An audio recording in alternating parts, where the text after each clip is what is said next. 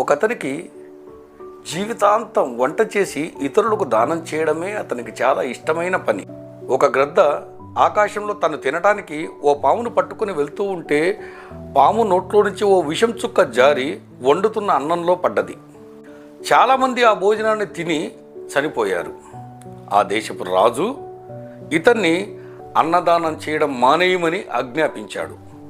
ఇదిలా ఉంచితే పైలోకంలో అకౌంట్స్ రాస్తున్న చిత్రగుప్తుల వారు యముడి దగ్గరికి వెళ్ళి అడిగారు, ఈ పాపపు అకౌంట్ ఎవరి పేరు మీద రాయాలి? ఆహారాన్ని మోసుకెళ్తున్న గద్ద మీద రాయాలా?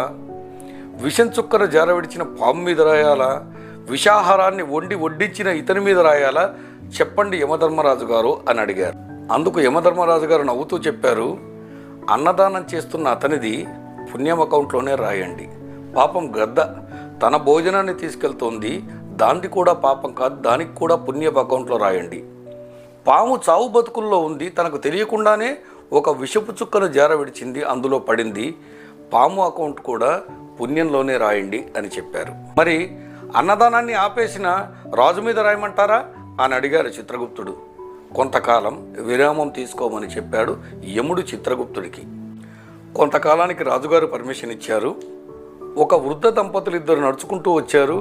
అయ్యా, ఇక్కడ భోజనం ధర్మం చేస్తున్నారే, వారు ఎక్కడుంటారో అని అడిగితే అరుగు మీద కూర్చున్న నలుగురు అటువైపుగా వెళ్ళండి అని అడ్రస్ చెబుతూ, జాగ్రత్త, ఆయనకు అందులో విషం వేసే అలవాటు ఉంది అని చెప్పారు.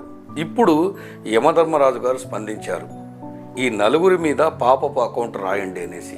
ఎందుకంటే వీళ్ళు మంచి చేయరు, చేసే వాళ్ళని ప్రోత్సహించరు, ఏ పని చేయకుండా గాలి కబుర్లు చెప్తుంటారు కాబట్టి ఈ నలుగురికి పాపపు లెక్క రాయండి అని చెప్పారు.